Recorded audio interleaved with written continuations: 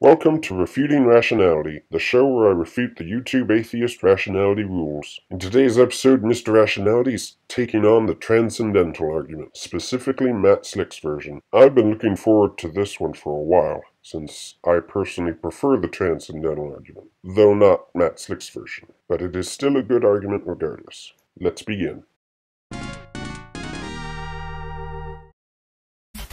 The full defense of Slick's transcendental argument can be found on calm.org, but as you can see from this screenshot, it's fairly lengthy and most of his defense is either clarifying definitions or making assertions that are universally accepted, which is useful, but the argument itself is at the end of his defense, and it goes as follows.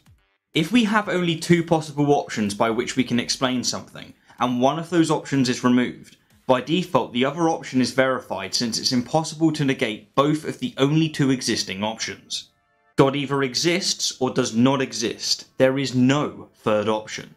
If the no God position, atheism, clearly fails to account for logical absolutes from its perspective, then it is negated, and the other option is verified.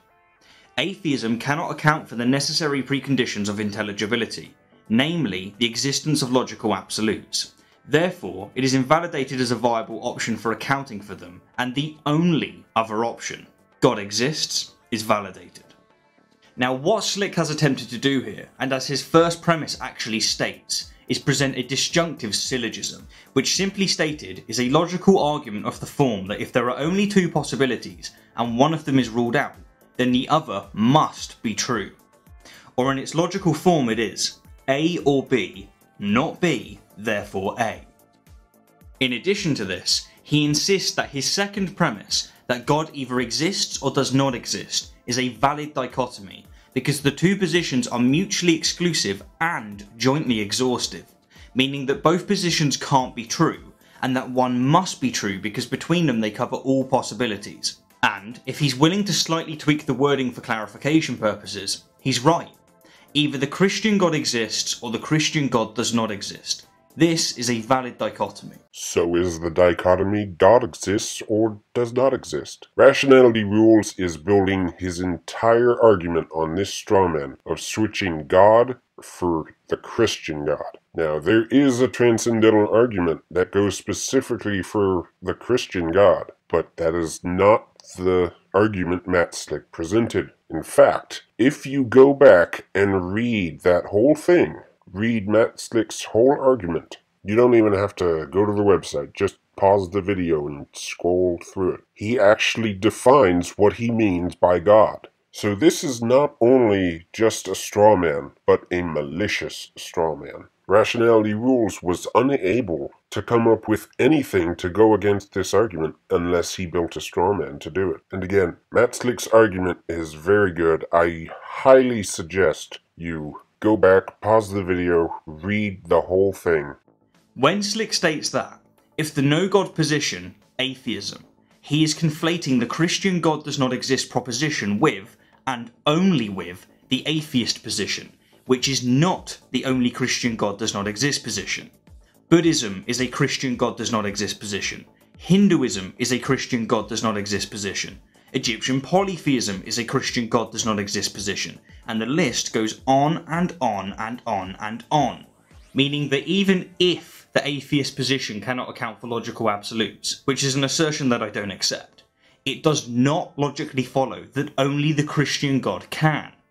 Or in other words, Slick's third premise commits a subtle but game-ending black and white fallacy, because it implicitly asserts that only one of two positions can account for logical absolutes, that being Christianity or atheism, when, as we've just demonstrated, these aren't the only positions. And again, the dichotomy is not Christianity versus atheism, it is theism versus atheism. Also, isn't Buddhism an atheistic religion? That would fall under atheism. And he says he doesn't accept the assertion that atheism cannot account for logical absolutes, but he refuses to account for them. I have a feeling my responses are going to seem pretty repetitive since his entire argument is just based on that one straw man. This puts Slick in a very difficult situation. He must either go back to the drawing board and comprise a new argument, or he has to adopt the impossible burden of proof of first knowing every single position or worldview currently known and currently unknown, and then prove that each of these positions cannot account for logical absolutes, before he can legitimately say that the only other option, God exists, is validated. Which, as I've just mentioned, is quite literally impossible. And this means that it's checkmate. Game over. Game over, atheists. Any worldview that cannot account for logical absolutes is necessarily false. If you hold a particular worldview, it is your responsibility to present your accounting for logical absolutes. But of course, Matt Slick's argument is not going up against every religion anyway. It's just going up against atheism. And he does provide reasons why atheism cannot account for logical absolutes. But you'd have to read his whole argument, which, by the way, is not just clarifying terms and restating things that everybody universally accepts. If Rationality Rules really tried to argue without a straw man, he would actually have to not accept some of those universally accepted terms, or give up atheism. Now, I'd normally leave it here, but after much consideration, I've decided to really hammer home this flaw by composing a very similar argument that suffers from exactly the same flaw in exactly the same way, but without the fluff. And so for what it's worth, please consider the following. Valhalla either exists or does not exist. There is no third option. If the no Valhalla position, Hinduism, is negated, then the other option is verified. Hinduism is negated, and therefore it is invalidated as a viable option, and the only other option, Valhalla exists, is validated. Just as within this argument the Hindu position is but one of many positions that don't posit the existence of Valhalla, in Slick's argument, atheism is but one of many positions that don't posit the existence of the Christian God. And hence, just as the Valhalla argument commits a black and white fallacy, so does Slick's transcendental argument.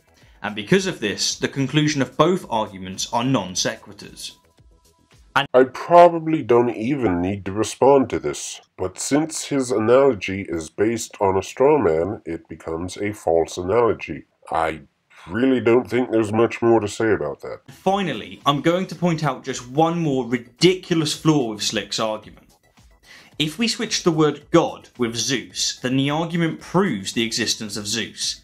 Because if the no Zeus position, atheism, clearly fails to account for logical absolutes from its perspective, then it's negated, and the other option is verified.